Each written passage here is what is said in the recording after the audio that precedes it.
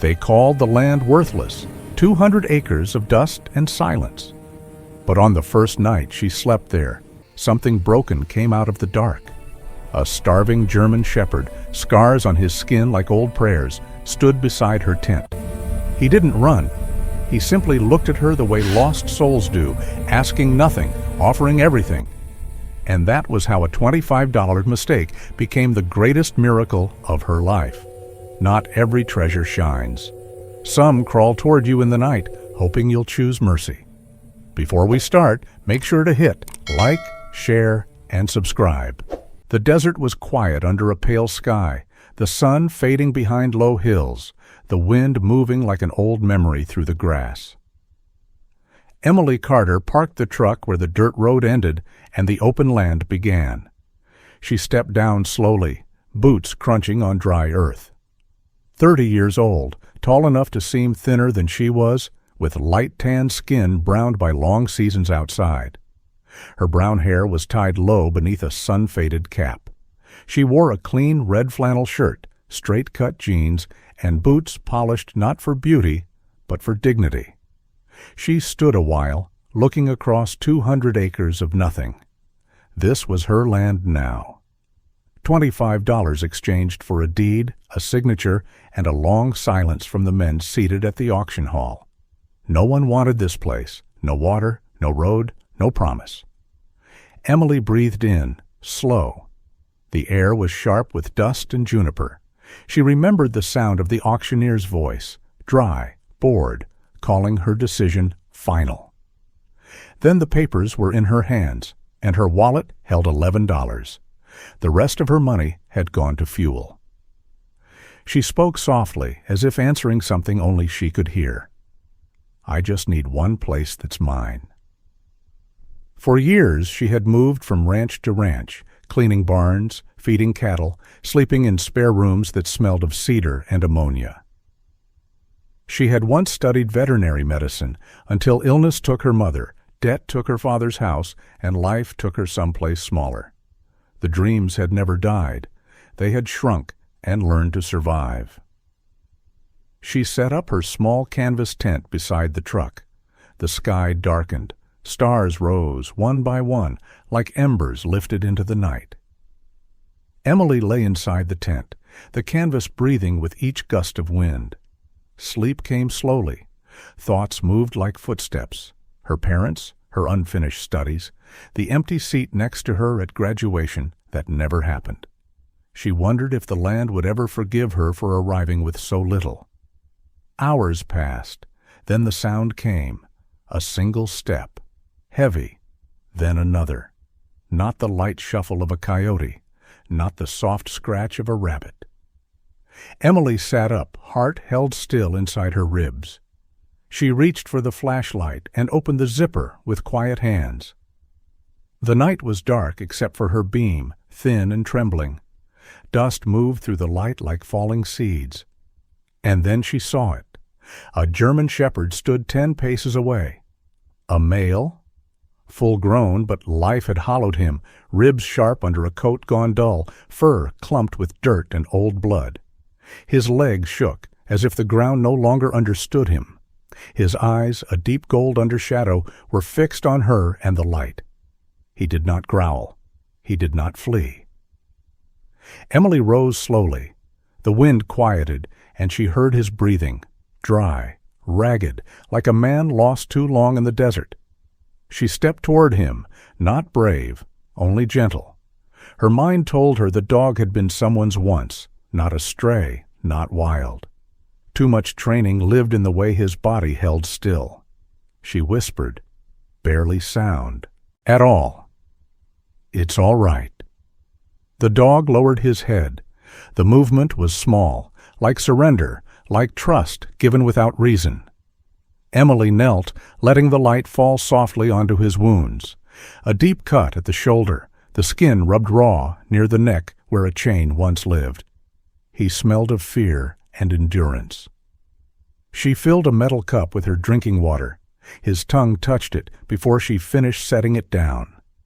He drank until the cup was empty, then looked at her again, waiting. Emily felt something shift inside her. A place that had been tired and quiet for too long opened like a door. She knew, without thinking, that her life had changed here, in the dark, on land that no one wanted. She spoke once more, voice steady now. "If you can walk, I'll help you. If you can't, I'll carry what I can." The night held them both, the woman and the broken dog, like an old promise returning from a far road. Emily did not see the future. She saw only the animal before her and a need she understood more than any dream she once chased. She pressed her hand to the worn fur, warm beneath the dirt. The desert was silent again, the stars bright and watching. This place might be empty, she thought, but maybe it can hold us both. Dawn rose pale and thin, the cold pressing against the canvas like a quiet truth, and the desert breathed frost through the light. Emily moved slowly, as if the night had not ended. The German shepherd lay beside the truck, breath shallow and uneven. His coat, once thick and proud, showed patches of raw skin beneath the dirt. She placed a gentle hand along his side, feeling each rib rise like fragile bridges. The name had come to her in the dark. Shadow. Not because he hid, but because he followed something unseen. She lifted him not with strength, but with care. Her arms trembled under his weight. The dog did not resist. His eyes watched her, golden, clouded with pain, yet steady. Trust can live even in suffering, she thought. She folded an old blanket into the truck bed, easing him onto it inch by inch. One leg dragged behind, stiff from injury. The morning wind smelled of sage, dust, and something old enough to have forgotten its own name. The road back to town felt longer than life. Emily's hands gripped the wheel, knuckles white, eyes heavy from the sleepless night. The sun crawled across the sky, turning the world the color of smoke. She checked the rear mirror again and again, watching Shadow breathe. Every few miles she stopped to put a small cup of water to his lips.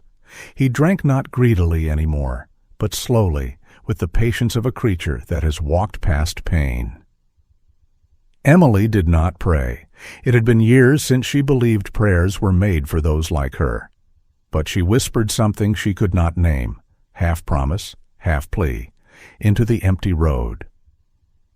The veterinary clinic in town sat under a faded sign, the glass windows showing shelves of treatments and careful order. Inside, the smell was clean, sharp with antiseptic. Dr. Hannah Brooks stepped from the back room when she heard the bell. She was in her early 40s with short chestnut hair pushed behind one ear, light skin untouched by makeup, and clear eyes that noticed everything. Her scrub top was dark green, sleeves rolled, and her voice carried the firmness of someone who has stood too often between life and loss. "What happened?" she asked, already walking toward the truck. "He came to my camp," Emily said. Her voice felt smaller indoors. "He couldn't stand." Hannah knelt beside the dog, her touch practiced and calm. She checked the gums, the wound on the shoulder, the neck where the chain had rubbed to bone. Her jaw tightened, not in disgust, but in knowing. She called for an assistant, though none appeared. The clinic was quiet in the early hour. She lifted Shadow's front half while Emily supported the back. Together, they brought him inside. On the table, the bright light revealed everything, the infection spreading beneath the torn skin, the weight he had lost, the parasites that had taken their share of him. Hannah spoke softly, yet directly. "He's in septic shock," she said. "Severe malnutrition, blood infection, liver stress. And the injury from the chain, that alone could have killed him." Emily looked at Shadow's slow breathing. The world narrowed to that single rise and fall. "Can you save him?" she asked. Hannah met her eyes. "I can try." Then, after a moment, "But it will take weeks. Treatment, medication, care, $2,000 to $3,000, minimum." Emily's breath stopped behind her ribs. $11 in her wallet, fuel almost gone, a land without water, a life built from scraps of courage. "I can work," she said. "Anything you need. Feed the animals, clean the rooms. I can learn. Just don't let him die." Hannah studied her, this young woman in a clean but worn shirt, face tired, hands unsteady yet determined. Something passed between them that needed no explanation. The older woman nodded. "All right," she said. "You help here. I'll treat him, but you take responsibility. He found you. That matters." Emily rested a hand on Shadow's paw. Warm, still warm. Tears did not come. Not dramatic, not breaking. Just a quiet weight, lifting and settling deeper. Shadow opened his eyes. Rain moved across the window like thin lines of memory, the sound soft on the roof, gentle as a voice that refuses to fade. Shadow slept near the heater, his breath steady now, no longer fighting for each moment. The coat around his shoulders had begun to shine again, black and copper under the lamplight. Scars remained, written quietly along his skin, a map of a life no creature should walk through alone. Emily watched him the way someone watches dawn, without hurry, without expectation. She had learned his rhythms, the small twitch beneath his eye when dreams came, the way he lifted his head at distant footsteps, listening for a world he once understood. Weeks had passed. She worked in the clinic from morning to dark, cleaning cages, scrubbing floors, learning the slow, patient language of healing from Dr. Hannah Brooks. The older woman had become a steady force, her voice calm, direct, never cruel. People in town began to nod to Emily when they recognized her. They knew she was the one who brought the dying dog from the desert. But each time she asked about the land where she found Shadow, the air changed. A rancher would pause midway through a sentence, jaw tightening, then say he remembered nothing. An older woman at the feed store lifted a hand as if to speak, then turned away. Calls ended without goodbye. Something in their silence felt older than fear, more like shame. One evening, after the clinic closed, Hannah brewed tea in the small kitchen behind the treatment room. The walls smelled of cedar and disinfectant. She leaned against the counter, crossing her arms. At 43, her features were softened by years of watching both suffering and recovery. Her hair, short and chestnut, was tucked behind one ear. "You've been asking a lot about that property," she said. Her tone was not scolding, only honest. "People around here remember things no one wants to say out loud." Emily stirred the tea, watching steam rise. "I found him there, Hannah. Someone hurt him. Someone left him to die. I just want to know who."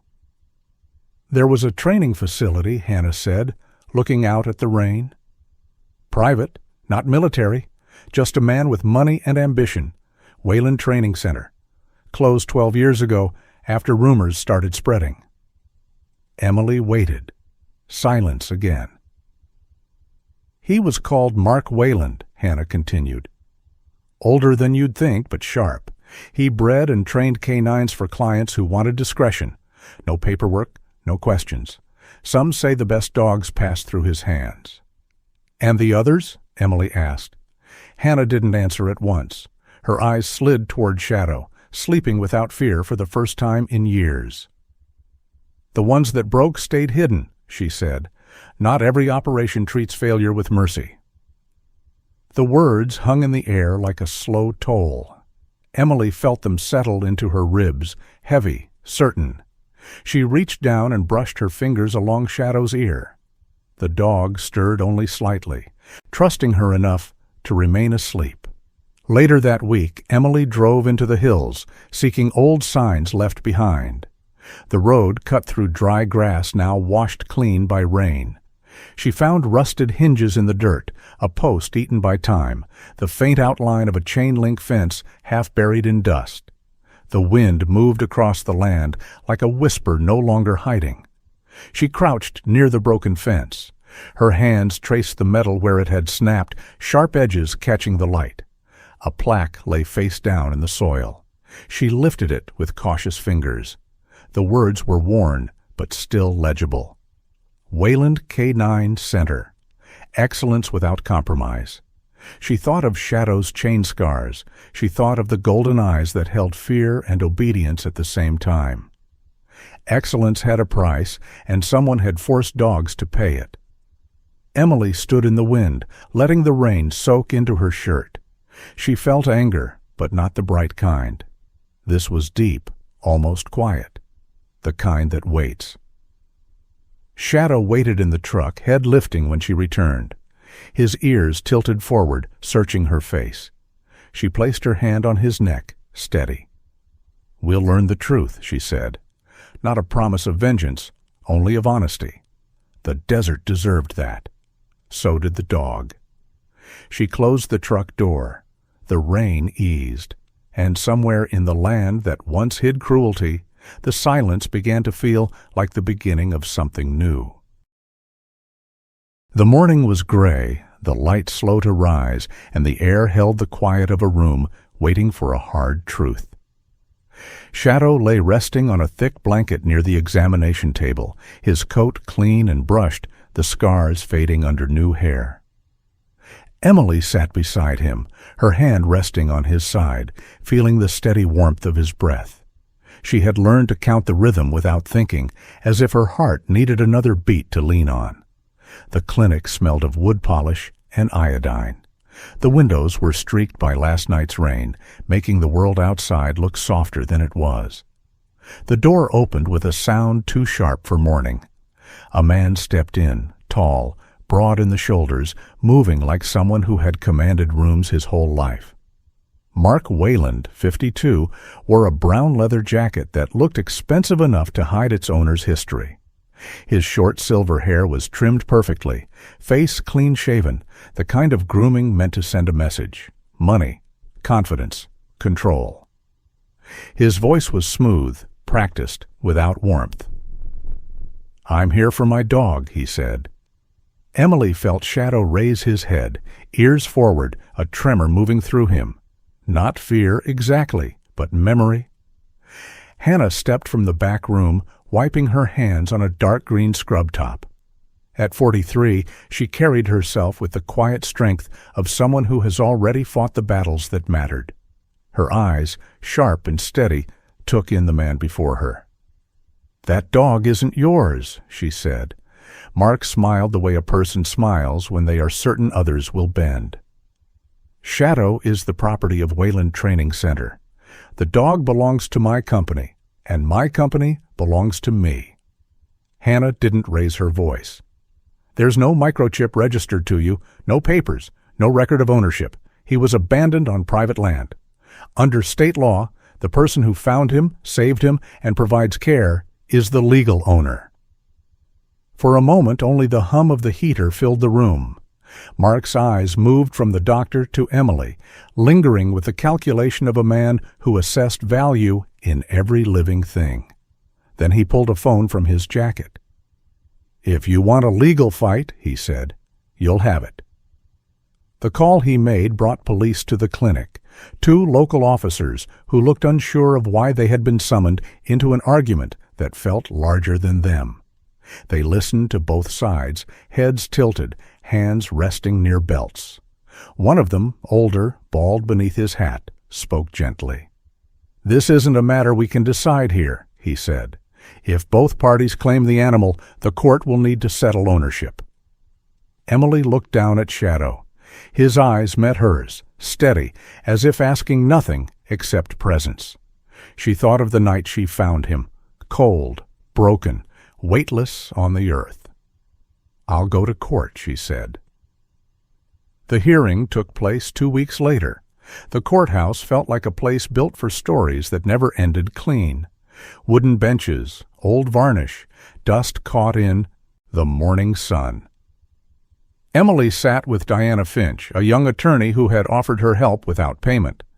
Diana was 33, black hair cut clean to her shoulders, a dark gray suit worn without ornament, voice quiet but shaped by conviction rather than volume. "You speak when asked," Diana whispered, "and you tell the truth as you know it. That's enough." Across the room, Mark sat beside his lawyer, a man in his 50s with a narrow tie and the expression of someone who believed the law was a game played by those who could afford to lose. The judge, an older woman with white hair swept into a knot, entered with slow steps, her gavel a simple piece of wood worn from years of holding people accountable. Diana presented photos first, shadow on the desert ground, ribs visible through a coat of dirt and blood. Emily beside him, pouring water from the last of her supply. Then came the old training records from the Wayland Center, names of dogs sold without paperwork, notes of injuries hidden under the word retired. Mark's lawyer argued ownership with confidence, speaking of property rights, corporate assets, and breach of claim. The judge listened with the patience of someone hearing a familiar tune. Then she asked one question. "Do you have any proof you owned this dog at the time he was found?" Mark hesitated, and in that silence the sun rose slow over the red earth, a pale gold spreading across the sand like a quiet blessing. Dust lifted under the tires of an old ranch truck pulling into the yard behind the clinic. Emily stood outside with Shadow, watching the horizon breathe. The dog sat close to her leg, his coat thick now, dark and clean beneath the morning light. His ears lifted to birdsong, the faint snap of brush in the wind. He had learned a new language these past months, the language of calm, of hands that did not harm. The truck door opened, and a man stepped down with the careful motion of someone who respected his own age. Jack Turner, 47, wore a canvas jacket faded by years, gray in his beard, dark hair swept back by the wind. His voice, when he spoke, carried the worn softness of desert nights. "You're Emily Carter?" She nodded. His eyes moved to Shadow, and something in them changed. Recognition, maybe, or a memory of other dogs with scars. "I heard your story," he said, "and I heard about the land you bought. I used to look at that property on maps when I was a younger man. Folks say it's empty, but I've never believed a place is empty just because no one understands it." He explained his idea with no sense of selling it, only sharing a vision. A rescue and training center built on Emily's land, a sanctuary for abandoned K-9s. He had worked ranches his whole life, and he knew the land better than most. Beneath that desert, he said, there was water, a deep, ancient line of it. All it needed was a well and someone stubborn enough to bring it to the light. He asked for no ownership, only partnership. "I'll pay for drilling and help build what you need. You give those dogs a place to start again." Shadow pressed against Emily's hand as if speaking his own answer. Over the months that followed, the land changed. Men came with trucks and drilling rigs. The machine roared into the earth while Emily and Shadow watched from the ridge. The sound echoed like thunder. Dust rose in clouds, settling on their skin like a fine memory of stone. On the 10th day, water surged from the well like something long forgotten, but patient. With water, the desert softened. Fences went up, not to keep things out, but to make a place safe. A barn rose from boards that smelled of cedar and resin. Rooms for dogs recovering from wounds humans never saw or never cared to see.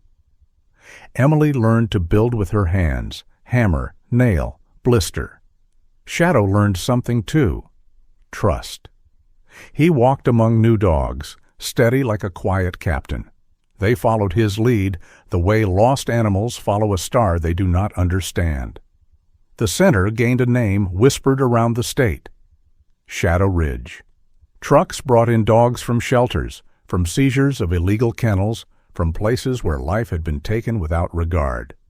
Emily worked with Hannah, with Jack, with volunteers who arrived because they needed to believe in something gentle. She woke before dawn, brewed coffee in a tin pot, listened to the sound of paws on soil. Years passed the way time passes when a life finally feels like a home. Emily married, built a small house near the ridge. Children learned to walk alongside dogs who once limped.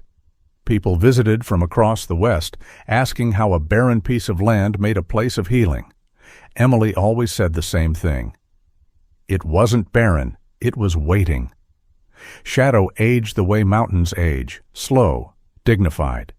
His muzzle turned silver. His steps lost urgency, but not purpose. On quiet mornings, he stood at the fence and watched the young dogs chase the wind. His eyes held something like peace. On the night his body grew tired enough to rest for good, Emily sat beside him, her hand over his ribs again, counting breaths the way she once did when they fought for each one. He looked at her with the same steady promise he gave in the desert years ago. In the silence, she whispered the truth she had learned from him. You brought us here. She buried him on the highest rise overlooking the center, a marker of smooth stone, red, shadow. The one who walked through darkness and taught us how to seek the light. Visitors often paused there, placing a hand on the stone, whispering thanks. No speech, no ceremony, just gratitude carried in quiet hearts. Sometimes, when the wind moves across the ridge at dusk, Emily swears she hears the soft tread of paws behind her. Not haunting, just a reminder that some lives do not end. They continue in the work we choose and in the kindness we carry forward. She stands there, watching the land that once was called worthless, feeling the deep, steady pulse of water beneath the earth. And in that stillness, she knows a truth older than stone. Miracles don't arrive whole. They walk toward you broken, and you give them a place to become themselves again. In the end, a broken animal found a broken person, and together they became whole.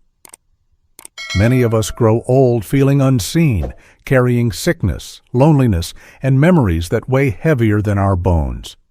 But life still brings miracles to the quiet places, sometimes with 4 paws, sometimes with a hand that reaches back. If this story touched your heart, share it with someone who needs hope today. Leave a comment, join our channel, and keep this circle of kindness alive. May God hold you close, bring comfort to your pain, and bless every day you're still here.